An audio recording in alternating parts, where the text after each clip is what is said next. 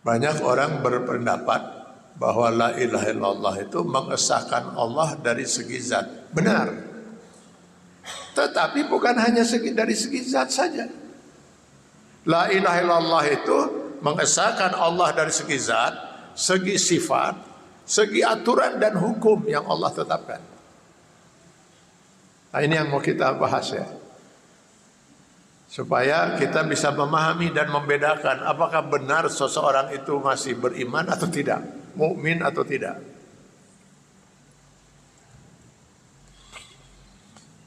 Nah, kita lihat sekarang pertama, la ilaha illallah itu salah satu pengertiannya adalah ilah itu ma'bud, Pak. Zat tempat mengabdi. Jadi la ilaha, tidak ada zat tempat untuk mengabdi. Kita mengabdikan diri selain Allah. La ma'buda illallah. Jadi tidak ada zat di mana kita akan menjadikan ibadah kita itu, beribadah kita, kecuali hanya kepada Allah. Tujuan kita diciptakan oleh Allah Subhanahu wa taala itu untuk beribadah. Wa ma khalaqtul jinna wal insa illa liya'budun. Az-Zariyat ayat 56.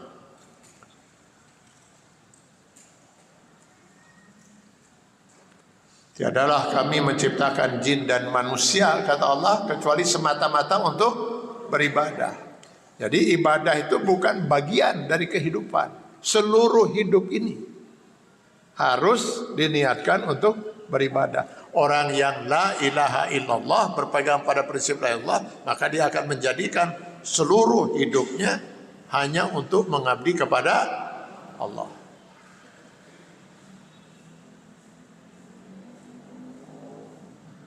Nah, jadi kita mengesahkan Allah dalam hal ini sebagai zat satu-satunya tempat kita untuk mengabdikan diri pada Allah.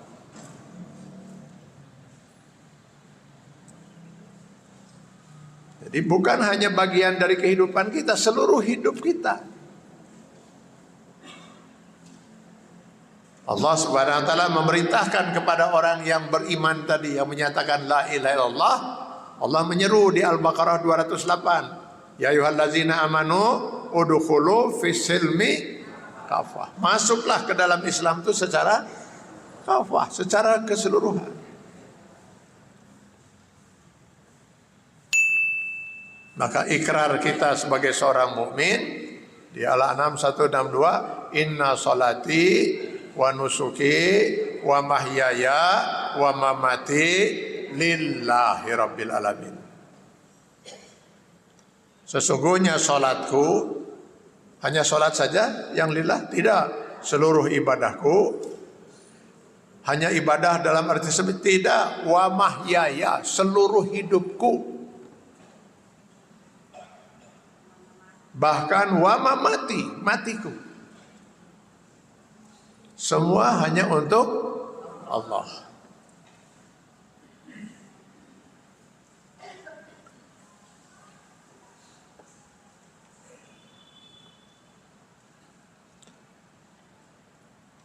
Maka saya kadang-kadang kalau dengar lagu itu ya, ada lagu Padamu Negeri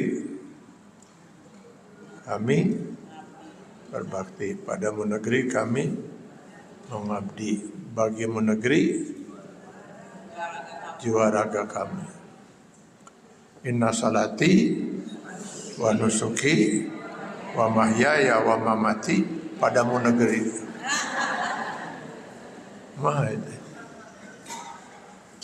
Semua yang kita lakukan dalam hidup kita, kalau kita benar-benar la ilaha illallah, harus untuk Allah. Saya hidup untuk Allah. Saya berjuang sebagai suami mencari nafkah karena Allah.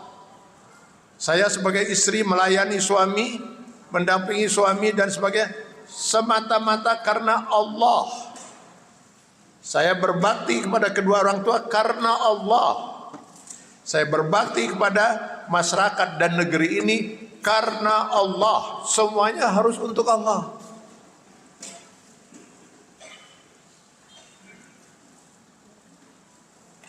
Jadi untuk kita mengabdi kepada Allah bisa lewat bakti kita kepada masyarakat dan negeri ini. Bukan untuk mengabdi pada negeri ini. Hidup saya untuk mengabdi untuk Allah.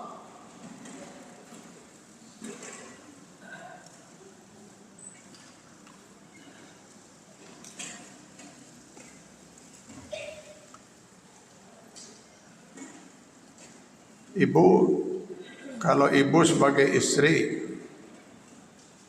berbakti kepada suami, ibadah enggak? Belum tentu.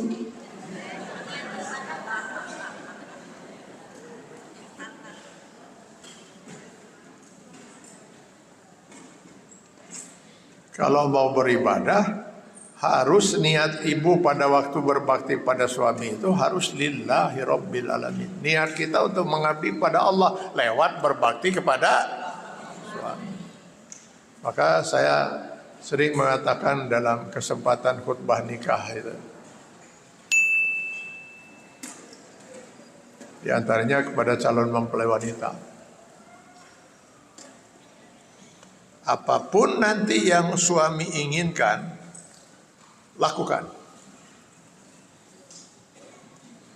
Dan jangan pernah mengeluh. Lakukan.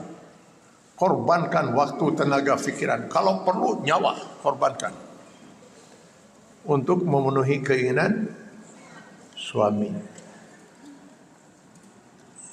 Jika yang diinginkan suami benar menurut Allah, maka ibu sedang mengabdi pada Allah lewat bakti kepada suami. Tapi kalau yang diinginkan oleh si suami itu tidak benar menurut Allah, haram seorang istri untuk berbakti pada suaminya. Harus begitu.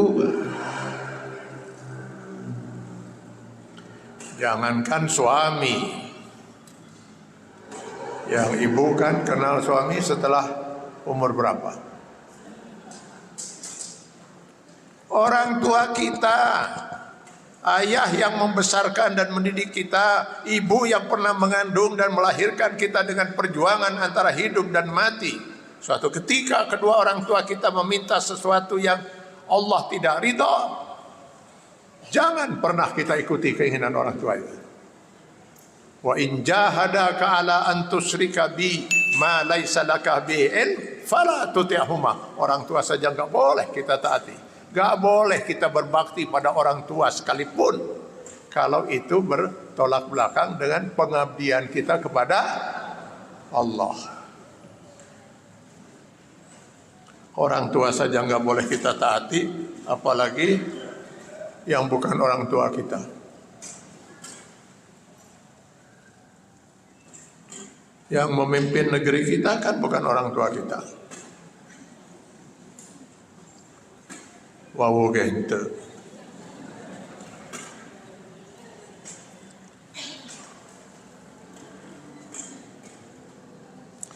Maka saya perlu ini ya, mumpung lagi ingat ini, ingin meluruskan ada pernyataan yang sangat sesat. Kenapa saya tanggapi? Karena penampilannya seperti sangat Islami.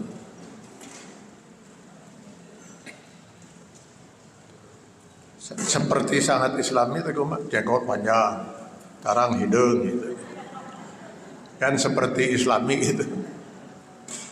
Padahal gampang dan banyakkeun jenggot jeung hidungkeun tarang gitu.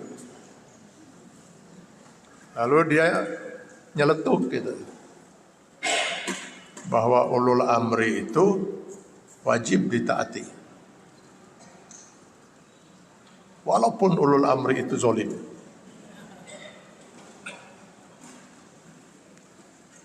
Makanya kata dia, seseorang kalau sampai dia tidak berbaiat kepada ulul amri walaupun zalim, maka dia mati dalam keadaan mati jahiliyah.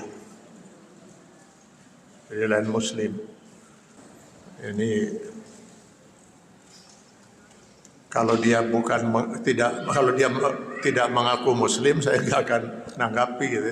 Karena ini ngaku Muslim dan berpenampilan tidak Muslim, maka saya perlu tanggapi itu.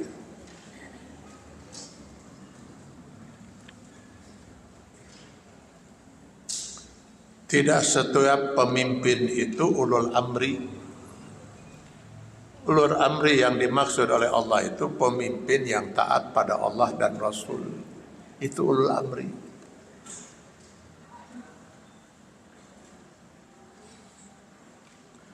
Yang tidak taat pada Allah dan Rasul ya pemimpin lah. Jadi bukan ulul amri itu ya.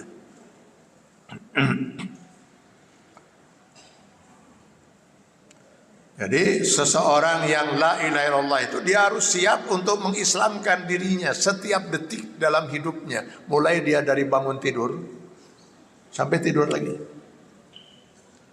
Begitu Bapak bangun tidur, ada nggak tuntunan Islam? Ada. Pas bangun tidur, pas buka mata, Alhamdulillahillazi ahyana ba'dama amatana wa ilaihi nusur. Kita hubungkan langsung diri kita dengan Allah.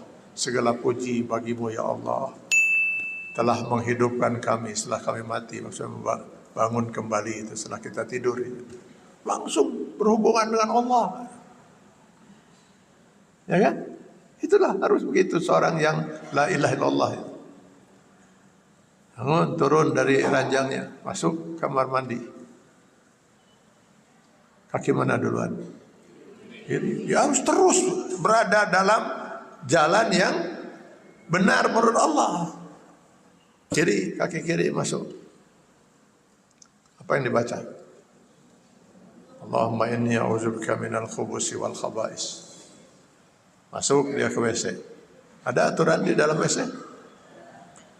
Ada. Jangan menghadap kiblat. Jangan membelakangi kiblat. Masa urusan di WC sama dengan kita waktu sholat menghadap kiblat? Tentu ingat.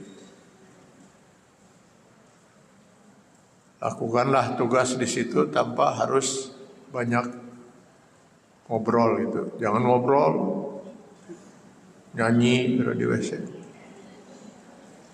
Keluar dari WC, kaki mana duluan? Kanan. Apa yang dibaca? Ghufranak. Atau alhamdulillahillazi azhaba anil aza wa afani. Awas tertukar dengan alhamdulillahillazi at'amana wa saqana. Saya tak ada harna di WC. Teruslah dia ketemu suaminya, mulai dia tugas melaksanakan suami, ngurus suami, ngurus anak. Yang satu pergi kerja, mencari nafkah. Semua terus berhubungan dengan Allah. Itulah la ilaha illallah. Setiap detik dalam hidupnya harus dia jalani sesuai dengan aturan dan hukum Allah Subhanahu wa taala. Karena kalau dia ingin selamat memang harus begitu. Sebab nanti yang bakal dimintai pertanggungjawaban oleh Allah di yaumil akhir nanti bukan hanya sebatas sholat, zakat, saum, haji saja. Seluruh kehidupan dia per detik itu sesuai tidak dengan aturan dan hukum Allah. Maka wa man ya'mal mithqala dzarratin khairan yara, wa man ya'mal mithqala dzarratin sarran. Zarah itu sesuatu yang saking kecilnya tidak bisa dilihat oleh mata telanjang, atom. Perbuatan baik atau perbuatan dosa sebesar itu pasti akan dihisab oleh Allah.